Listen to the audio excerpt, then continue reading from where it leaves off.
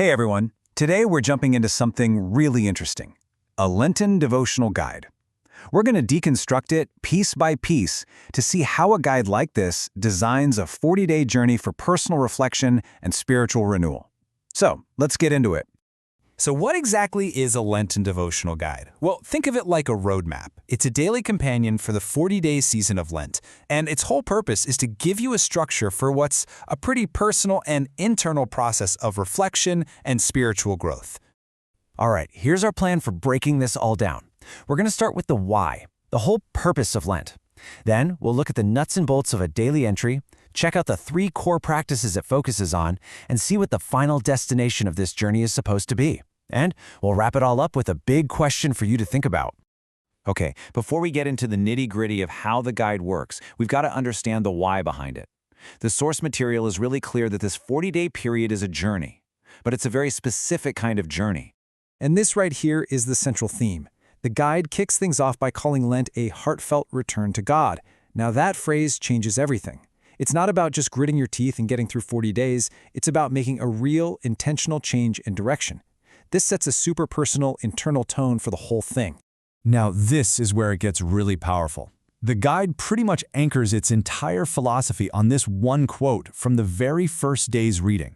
Rend our hearts, not just our garments. This ancient line is presented as the master key to unlocking the whole season. So, what does that actually mean? And this slide just lays it out so clearly, right? Back in the day, tearing your clothes was this big, public, dramatic way to show you were sorry or grieving. It was an outward show. But the guide, using that quote, says, nope, that's not the point. It's all about what's on the right, an inner conversion, a real, sincere change of heart that's private and just between you and God. It's about what's happening on the inside, not what everyone else sees. Okay, so we've got the why down. That's crucial. Now we can get into the how.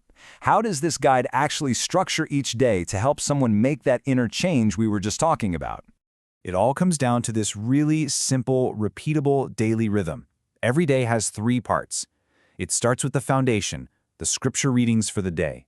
Then you move into a reflection, which kind of unpacks the themes from those readings. And finally, you end with a focused prayer to really bring it all home.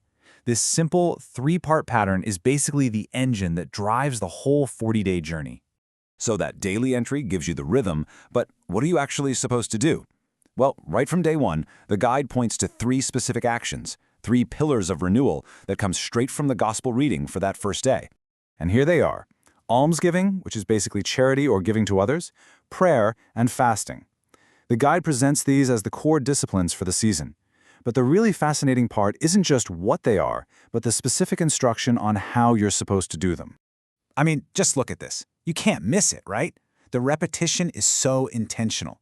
For every single one of those core practices, charity, prayer, and fasting, the guiding principle from the gospel is exactly the same. Do it in secret for God's eyes alone. This hammers home that central theme we saw at the beginning. Rend your heart, not your garments. The focus is constantly pulled away from any kind of public show and pointed back toward private, authentic devotion.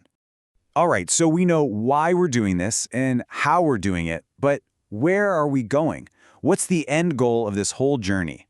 The guide lays out a really clear timeline. You've got your starting line, Ash Wednesday on February 18th. Then you've got the 40-day journey of reflection, and it all leads to a very specific finish line, Easter Sunday on April 5th.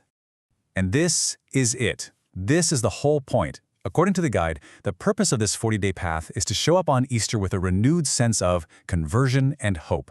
Every reading, every reflection, every single day is designed as one more step toward that specific outcome.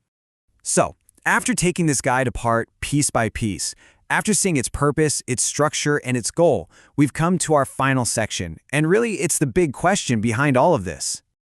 This leaves us with something to think about, doesn't it? Regardless of your personal beliefs, what's the value of a structured 40-day journey of reflection in the crazy, fast-paced world we all live in? This guide champions a retreat into private authenticity, a focus on the heart, not the garments. In a world that so often rewards speed and what people see on the outside, what can we learn from a framework built on slowing down and looking inward? It's a pretty powerful question to end on.